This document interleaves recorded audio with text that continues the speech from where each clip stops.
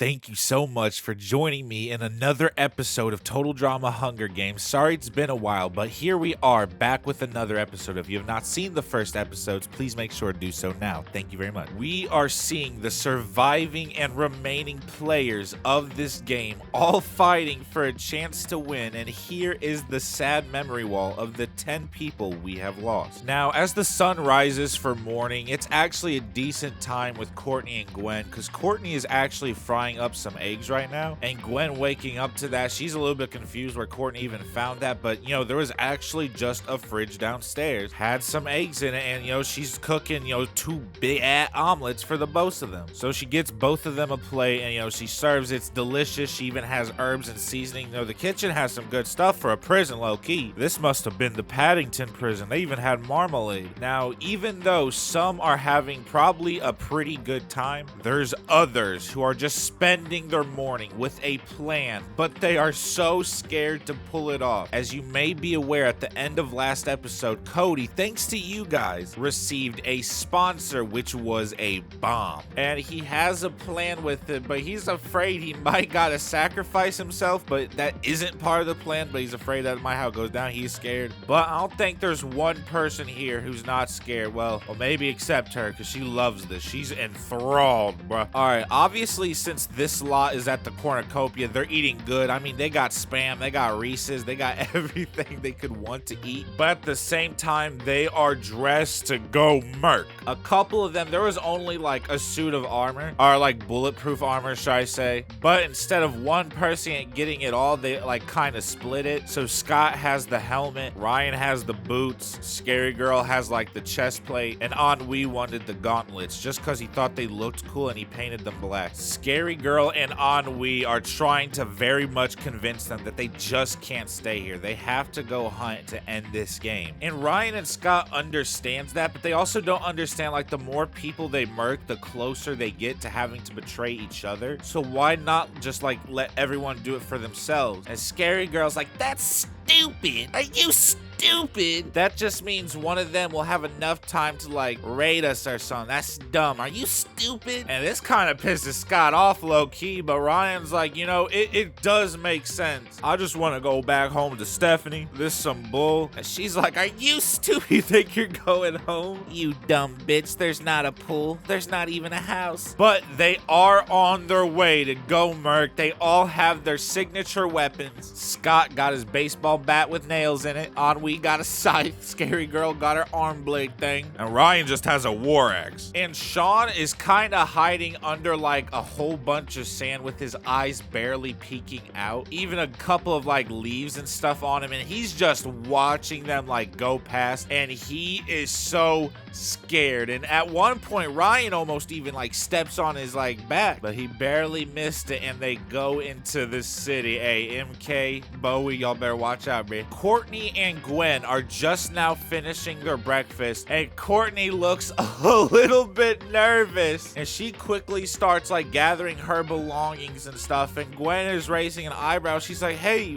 what's up? Do you want to talk about something? And she's like, no, I just don't want one of us to have to murder each other, and I just want to leave. I'm so sorry. It's gonna get to the end game, and I wish you the best of luck. And Gwen, she's like, wow, that's actually pretty nice of you to say. I wish, the best of luck to you as well. And Courtney, she's sweating. She's, quickly getting out of there, just heading straight toward the mall. And then all of a sudden, Gwen, like 10 minutes later, her stomach starts hurting. She starts getting heartburn, except it feels tremendously worse. And Courtney poisoned her breakfast.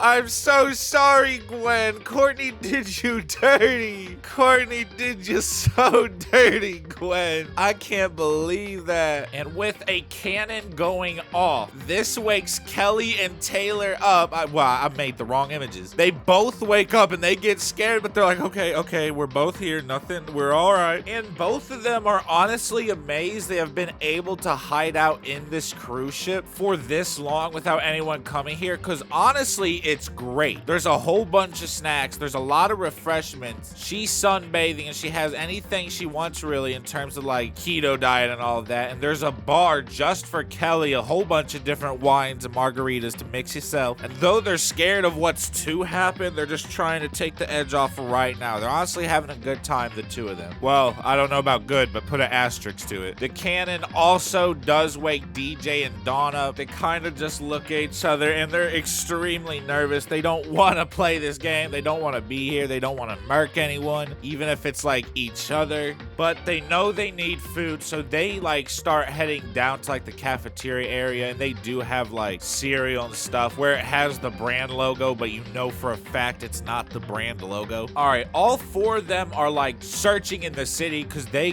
came to a conclusion that no way, no one's here. And if they all take separate routes, perhaps they would find someone. And that's kind of what Scary Girl and Scott proposed. And unfortunately for Scott, he was right, because he meets up with Bowie and instantly they both get shook. Scott, instantly puts up his baseball bat. Bowie gets his throwing knives out. He's like, hey, if you want to come at me, go ahead, but I got distance. And Scott just looks at him and he starts running towards Bowie. Bowie throws one. Scott hits it with his baseball bat. It just goes into the wooden bat. Bowie throws another knife, which Scott just puts in his bat once more, hits his bat, and Scott gets so close, he gets his bat, swings it, but all of a sudden, Scott just gets a knife straight to the jugular. He shocks up, he drops the bat, he goes to his knees, blood spewing out, his throat and stuff. And, hearing all the commotion and screaming as, they're fighting and stuff before he got knifed. MK definitely heard this. She got a bow and arrow, and she don't really like Bowie to begin with, so it's not a surprise that Scott gets a knife to the neck and Bowie out of nowhere, an arrow straight through his neck. Scott looks at Bowie as he also on his knees,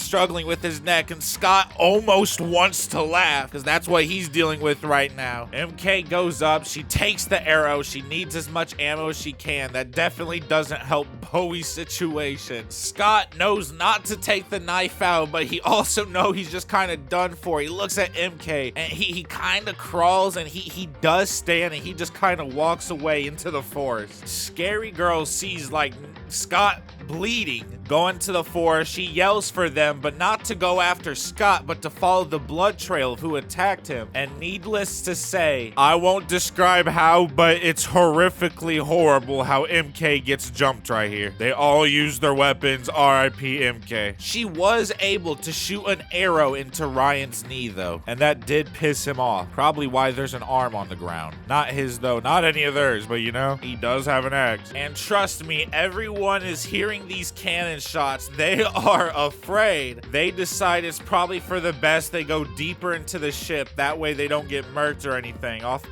top. And Cody, hearing this, also knows it's probably not safe to just be in the police station. So he does move away. And they do search, try and do everyone. Dawn and DJ decided that instead of sitting here and letting people die, they're gonna get meds that they collected from the hospital and try and help and heal people. And so when they were walking out, they were traveling to the city, they did see Cody go into the shop and DJ's like, hi Cody. And Cody looks at him and Cody's trying to get his plan in action, so Cody waves, but he doesn't do anything. Scary Girl, instead of her arm blade, she decided to take MK's bow and arrow. So as Dawn and DJ were jogging to go into the mall to get Cody, Dawn in the stomach just gets hit with an arrow. DJ's eyes widen, he looks, he doesn't know whether to retreat, he doesn't know whether to try going to the mall, but then he gets an arrow to the knee. This is horrible. Cody seeing this, he's hearing the scream, he peeks out for a second. Scary Girl sees Cody peeking out. He goes back inside trying to finish his plan. DJ pulled the arrow out, he's trying to limp away. Scary Girl, she uses an arrow to finish Dawn off, but not even with the bow. That's crazy work. And Courtney, hearing all this, she's like, what the fuck is going on? And she's just trying to hide, and she's kind of hiding near the entrance, and she's just waiting for a moment where she can just book it. She ain't definitely gonna help no one though. She definitely not gonna help no one. And Cody, he takes DJ's hand, he runs out there for literally literally seconds, just dragging DJ, even if DJ's in pain. Cody don't care. They get into the mall, and Cody, his plan is upstairs, so he's trying to help DJ, go up the escalators that don't work. But DJ kind of heavy, and when they're almost to the top, he literally falls down the stairs. Ennui's there. DJ's trying to get up. Ennui puts his scythe around DJ neck, and you already know what happened. I'm so sorry. Cody, he's just so scared, bro. Cody's like, oh my god, I'm about to die. So he continues to go up the escalator. They following him. He's trying to quote unquote hide. Courtney does indeed book it out that bit, and Scary Girl's like, I see you. All of a sudden, behind a stash, he pulls out something round covered in cloth and a big heavy-duty riot shield straight from the police station. Scary Girl's trying to shoot arrows at him. He's blocking with the shield. That's easy work. They're getting closer, all trying to maneuver. About 16 feet away, he then throws the round cloth thing at them. And as you guys may have guessed, it's the bomb. But Scary Girl thought it might have been like a lead ball or something, and it was going like straight to her face. So she gets the bow and arrow. It gets closer and closer. She shoots at it, and it blows the three of them and kind of Cody all up, like boom. Even Courtney running away could hear it, and they could even hear it a little bit, but not enough to think it was a bomb. They maybe thought it was like something else. Now, unfortunately for Ryan, the way he was holding his axe, when the bomb exploded, he kind of duped himself if the bomb didn't do it in. And Scary Girl, her arm immediately gone, her left one. Ennui immense burns on the left half of his body, two-face type beat. One, part of his face, this white paint, and the other part, the charredness. Scary Girl bleeding profusely. She is so angry. She's never felt such adrenaline in her life. Cody quickly scrambles. She gets up to attack, but Ennui just gives her the DJ scythe treatment. He knows that this is done. He knows that the plan is cooked, just like him. And boy, does Cody run out there. And there we have it, with Cody maneuvering and doing his tactical work. We are down to the final 7 remaining players. The next episode will most likely be the last episode. Go ahead and comment down who you believe will win. Thank you guys so much for watching this, and I dare every single one of you to have a good day.